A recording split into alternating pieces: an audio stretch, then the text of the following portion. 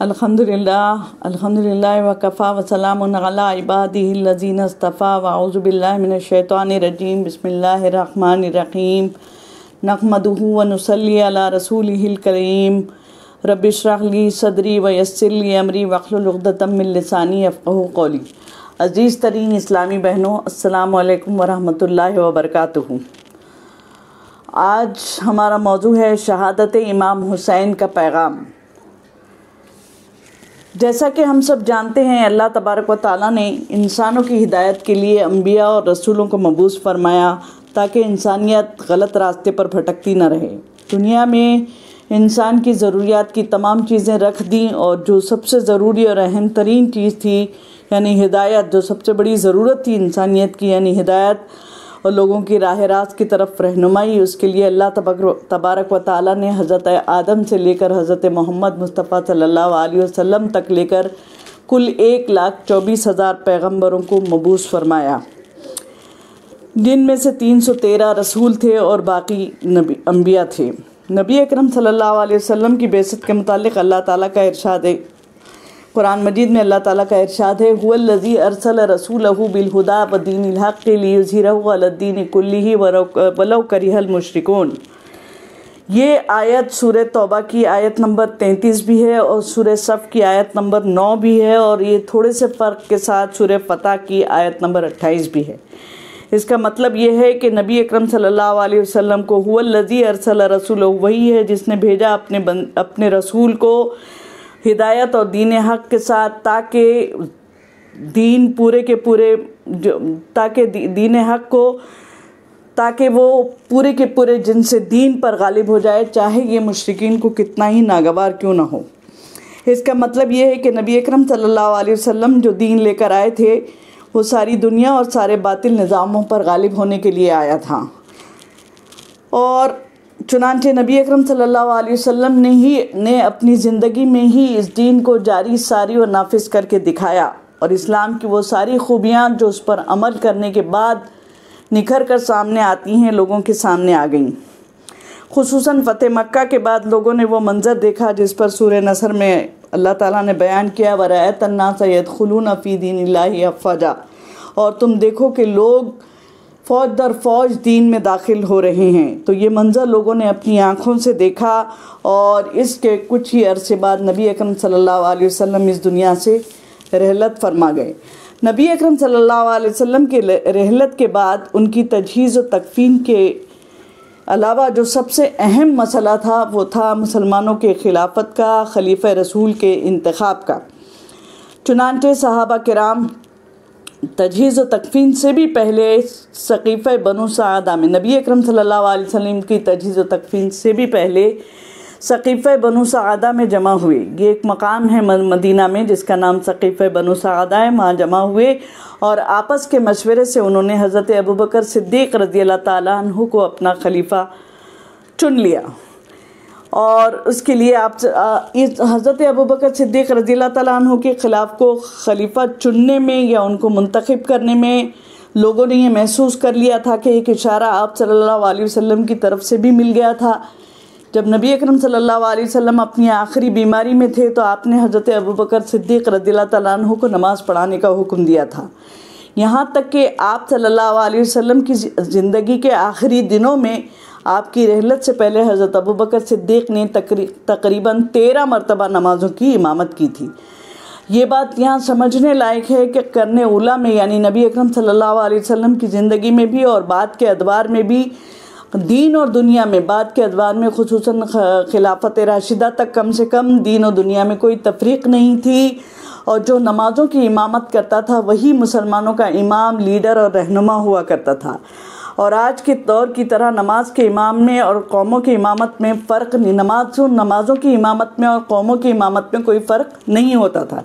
जिस तरह से कि अल्लामा इक़बाल ने कहा है कि कौम क्या चीज़ है, कौमों की इमामत क्या है, कौम क्या चीज़ है, कौमों की इमामत क्या है, उसको क्या जाने ये बेचारे 2 रकात के इमाम। तो उस ज़माने में 2 रकात के इमाम नहीं हुआ करते थे।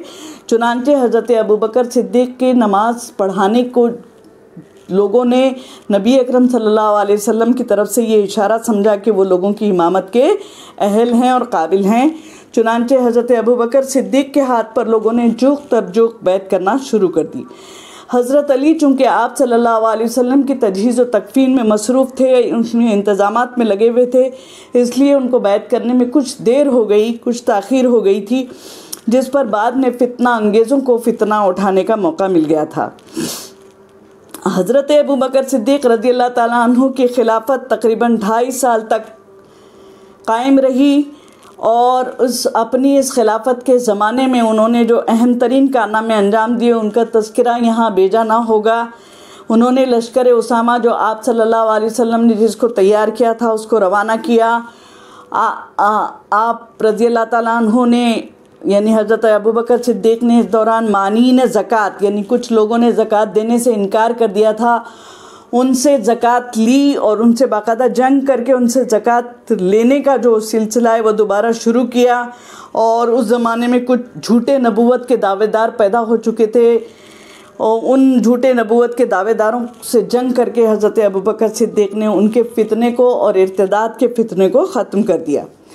हज़रत अबू बकर सिद्दीक़ रज़ियल्लाहु ताला अन्हु जब अपनी आखिरी बीमारी में थे और उन्हें अंदाज़ा हुआ कि वो बच ना सकेंगे, तो उन्होंने शूरा की मीटिंग बुलाई। उनकी जो शूरा थी, खिलाफत में जो है शूरा ये लाजमी एक हिस्सा है खिलाफत का, तो उनकी शूरा में अशरे मुबश्शिरीन थे और उनके अलावा 2 अंसारी सहाबी हज़रत उसैद बिन हुज़ैर और हज़रत अबुल आवर भी मौजूद थे।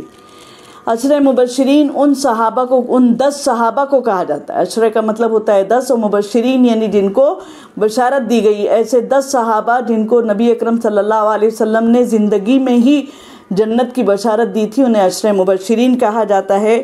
इन अशरे मुबश्शिरीन के अलावा हज़रत उसैद बिन हुज़ैर, अंसार में से हज़रत उसैद बिन हुज़ैर और हज़रत अबुल आवर भी मौजूद थे, जिनकी सहाबा में बड़ी फजीलत थी, अंसारी सहाबा में। शूरा के मशवरे के बाद हज़रत अबू बकर सिद्दीक़ ने हज़रत उमर फ़ारूक रज़ियल्लाहु ताला अन्हु को खिलाफत के लिए नामज़द किया और वो मुसलमानों के दूसरे खलीफा हुए, जिन्होंने अपने लिए ख़ुद अमीरुल खलीफा रसूल की बजाय अपने लिए अमीरुल मोमिनीन का खिताब जो है पसंद फरमाया। उस मौके पर हज़रत अली जो है सबसे ज़्यादा आगे बढ़ करके उन्होंने हज़रत उमर की कहना चाहिए कि खिलाफत की तायीद की और ये भी फरमाया कि उम्मत हज़रत उमर फ़ारूक रज़ियल्लाहु ताला अन्हु के अलावा किसी और शख्स के लिए खिलाफत पर मुत्तफ़िक़ नहीं हो सकती। हज़रत उमर की खिलाफत का ज़माना तकरीबन 10 साल पर मुश्तमिल है। इस दौरान खिलाफत की तौसी व इस्तेहकाम हुआ और हज़रत उमर रहती दुनिया तक के लिए सबसे कहना चाहिए ज़्यादा काबिल, सबसे ज़्यादा अहल, सबसे ज़्यादा आदिल, सबसे ज़्यादा कहना चाहिए आला इंतज़ामी सलाहियतें रखने वाले और कामयाब हुक्मरां की मिसाल बन गए।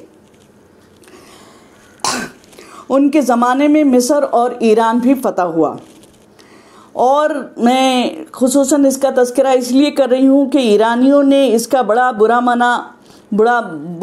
मनाया और एक दुश्मनी पाल ली। यहाँ तक कि ईरानियों ने अपने एक पारसी ग़ुलाम अबू लुलू फ़िरोज़ को हज़रत उमर फ़ारूक रज़ियल्लाहु ताला अन्हु के कत्ल करने के लिए भेजा और ये शख्स अपने नापाक इरादे में कामयाब हो गया। हज़रत उमर जिस वक्त नमाज़ पढ़ा रहे थे उस वक्त उसने हमला किया। अबू लुलू फ़िरोज़ ने, हज़रत उमर बहुत बुरी तरह से ज़ख्मी हो गए।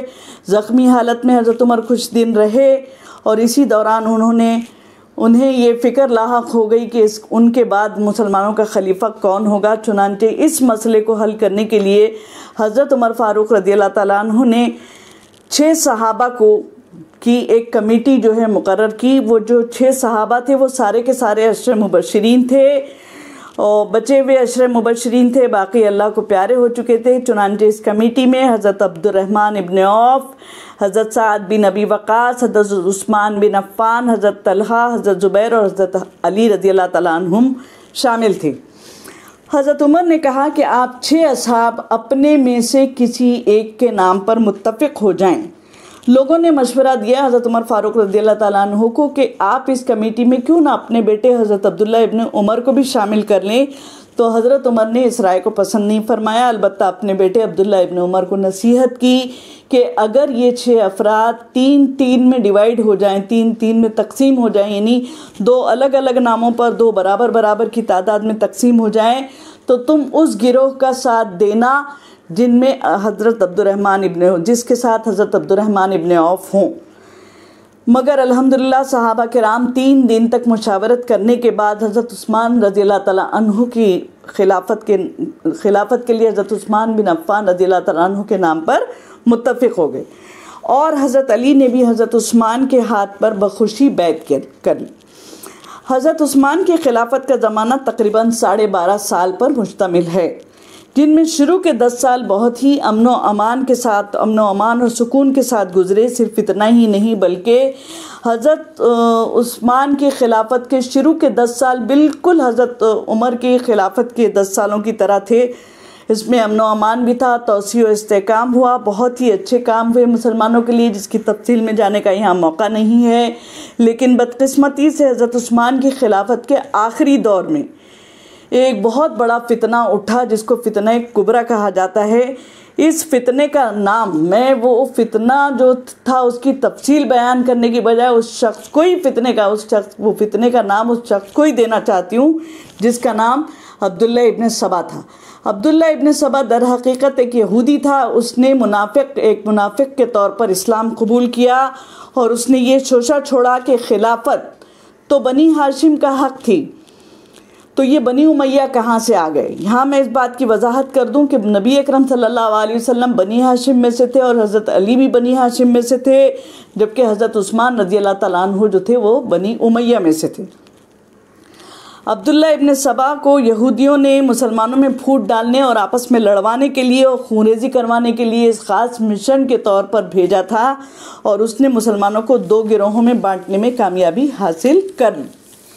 इस तरह हज़रत उस्मान के ख़िलाफ़ मुसलसल प्रोपेगेंडा कर के अब्दुल्ला इब्न सबा ने मुसलमानों की एक अच्छी खासी तादाद को हज़रत उस्मान का दुश्मन बना डाला और बिल आखिर इन लोगों ने हज़रत उस्मान को घेर कर रखा और ये मुहासरा जो है कई दिनों तक जारी रहा। उस दौरान हज़रत उस्मान रज़ियल्लाहु तआला अन्हु और उनकी अहलिया नायला पर पानी भी बंद कर दिया गया।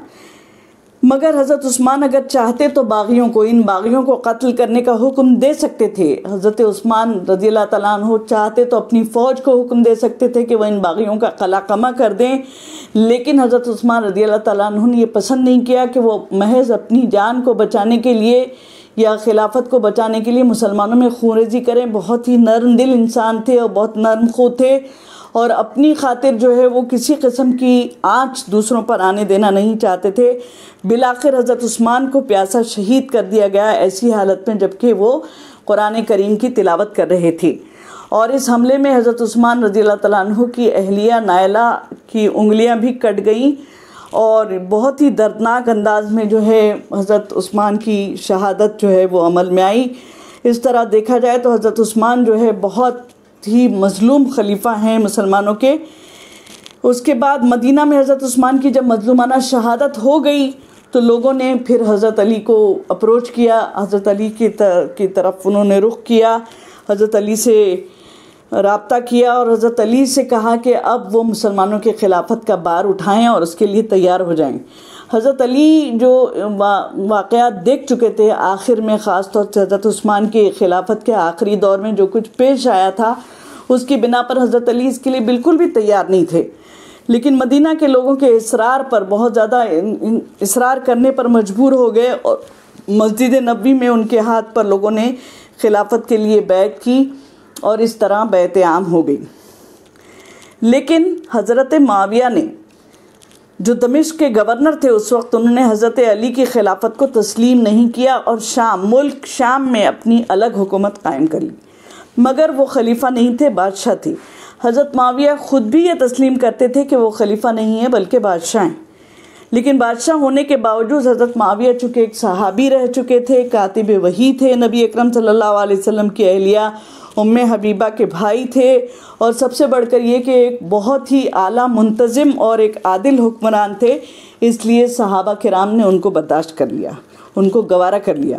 उनका 20 साला दौर यानी हज़रत मुआविया का 20 साला दौर हुकूमत अदल इंसाफ और अमन व अमान का इस दौर में अदल इंसाफ और अमन व अमान का दौरा रहा और जिस दौरान नए इलाके फ़तह हुए, काबुल, सिंध और तुर्किस्तान वगैरह फ़तह हुआ, और कैसर के शहर कुस्तुनतुनिया यानी कॉन्स्टेंटिनोपल जिसको कहा जाता था, उस पर भी पहला लश्कर हज़रत माविया ने भेजा, जिसके मुतालिक नबी अकरम सल्लल्लाहु अलैहि वसल्लम की बशारत मौजूद थी। लेकिन बदकिस्मती से हज़रत अली और हज़रत माविया के दरमियान जंग हुई। इस जंग का नाम जंग सिफ़ीन है, और इस जंग सिफ़ीन में तकरीबन 74,000 सहाबी जो है वो शहीद हुए। इससे कम 74,000 मुसलमान शहीद हुए, जिसमें बहुत बड़ी तादाद जो है वो सहाबा किराम की थी। इससे कबल हज़रत अली और हज़रत आयशा रज़ियल्लाहु ताला अन्हा के दरमियान भी जंग हो चुकी थी, और जिसका नाम जंग जमल था, और उसमें भी तकरीबन 10,000 मुसलमान शहीद हुए, जिनमें बहुत बड़ी तादाद जो है वो सहाबा की शामिल थी। और इस फितनों के दौर में हज़रत अली की मुखालिफत करने वाले भी कुछ लोग पैदा हो गए, जिनको कि खारजी कहा जाता है। खारजी जो थे वो एक गुमराह फ़िरका था, और जिसने हज़रत अली को कत्ल करने के लिए अब्दुर्रहमान इब्न मलजम को भेजा, और हज़रत अब्दुर्रहमान इब्न मलजम ने हज़रत अली पर जो है कारी वार किया, और इस तरह हज़रत अली को भी शहीद कर दिया गया। हज़रत अली के बाद लोगों ने बड़े इसरार के साथ हज़रत हसन के हाथ पर, हज़रत अली की खिलाफत का ज़माना 5 साल तक रहा, और ये 5 साल का पूरा दौर जो था वो पूरा का पूरा कहना चाहिए कि फितनों की नज़र हो गया।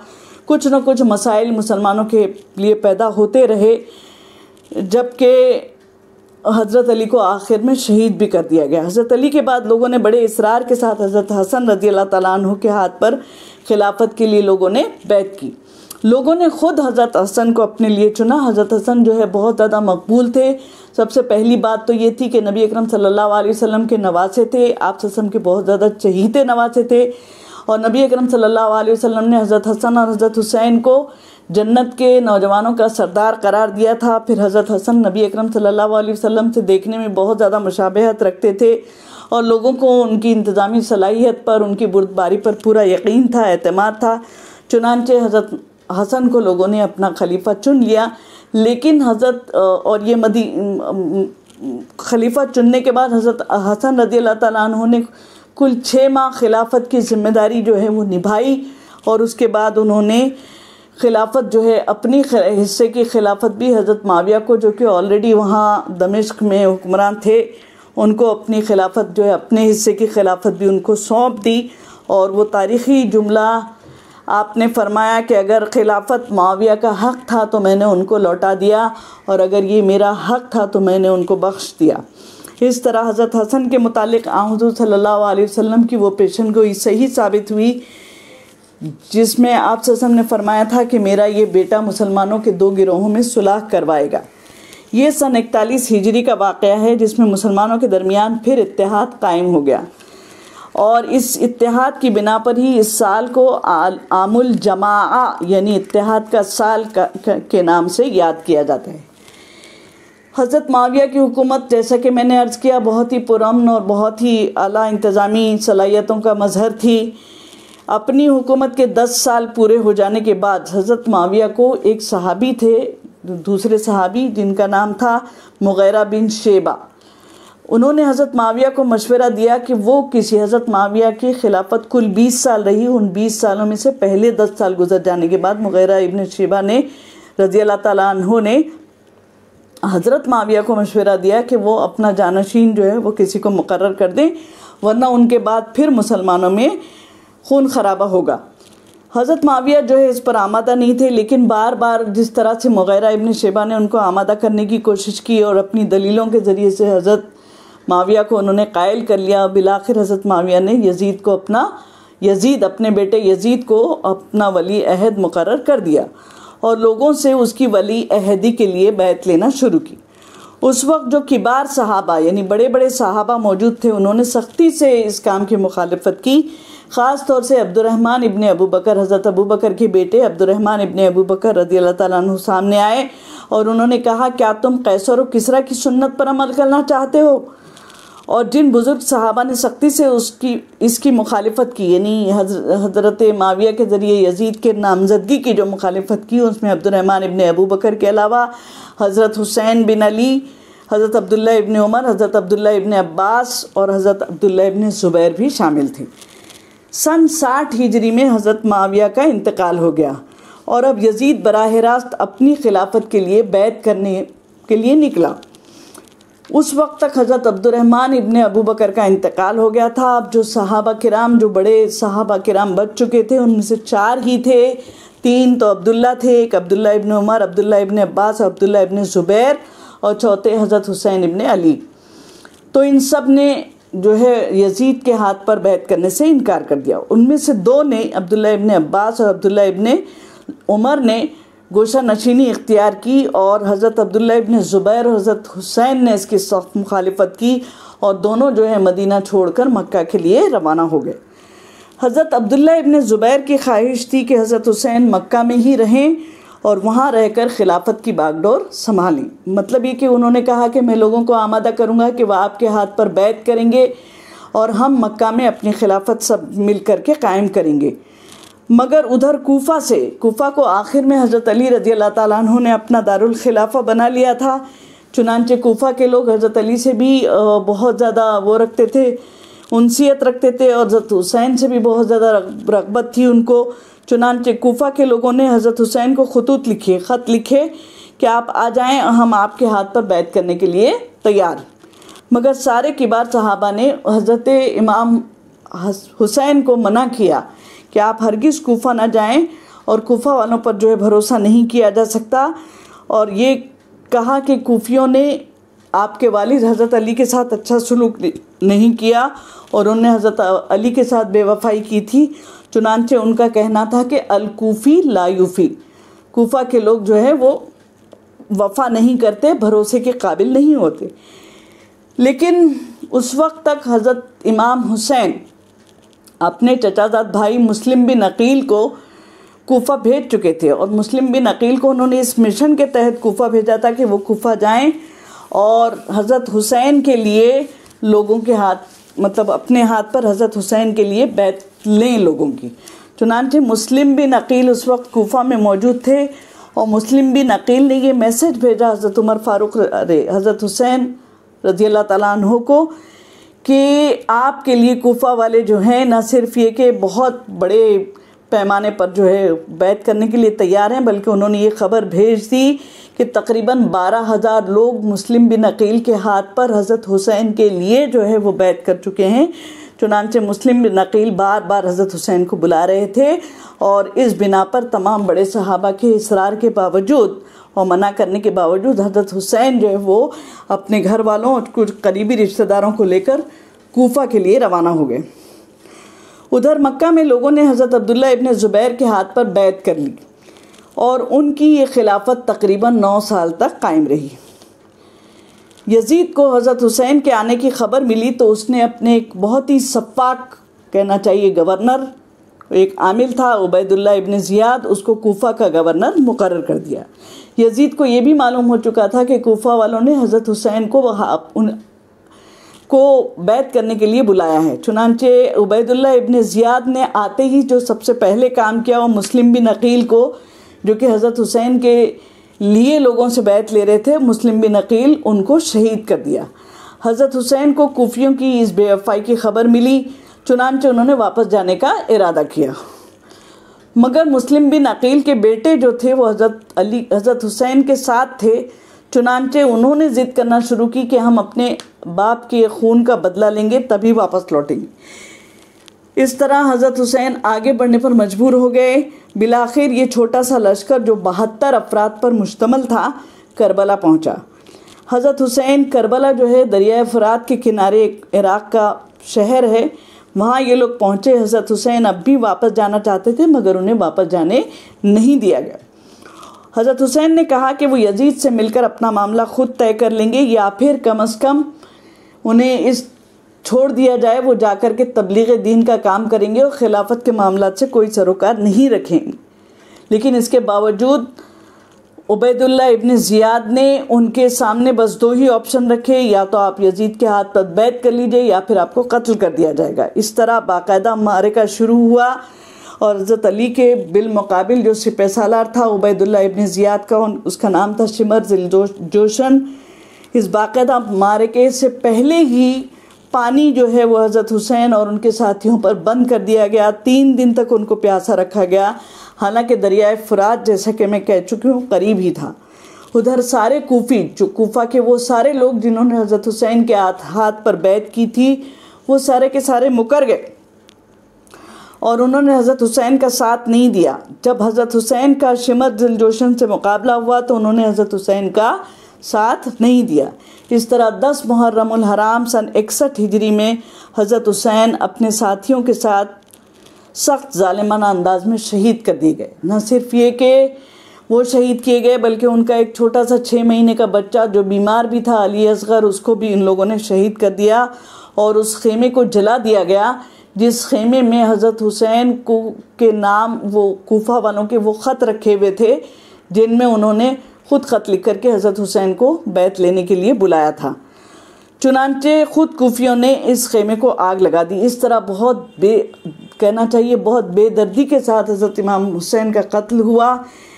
लेकिन हमें ये समझना चाहिए कि हज़रत हुसैन, वहाँ खेमे में हज़रत हुसैन के घर की ख़वातीन मौजूद थी, उनको यजीद के दरबार में पहुँचा दिया गया। इस तरह हज़रत हुसैन और उनके साथियों ने खिलाफत को बचाने के लिए अपनी और अपने ख़ानदान की कहना चाहिए जान की बाजी लगा दी और बिलाखिर अपनी जान अल्लाह की राह में लुटा दी। ये है वो दर्दनाक वाक़या जिसे हम वाक़या करबला के नाम से जानते हैं। अज़ीज़ बहनों, हज़रत इमाम हुसैन की शहादत के असल पैगाम को समझने, मज़ीद इसकी तफसील में और इसको एनालाइज़ करने के लिए, इसका तज्ज़िया करने के लिए और जो खिलाफत जिसको के बचाने के लिए हज़रत हुसैन रज़ियल्लाहु ताला अन्हु ने अपनी और अपने साथियों की जान अल्लाह की राह में क़ुरबान कर दी, उस खिलाफत के तसव्वुर को मज़ीद और अच्छी तरह समझने के लिए इंशाअल्लाह आपकी से फिर मुलाकात होगी इस वीडियो के दूसरे हिस्से में, पार्ट 2 में। तब तक के लिए इजाज़त दें। अस्सलाम वालेकुम व रहमतुल्लाहि व बरकातहू।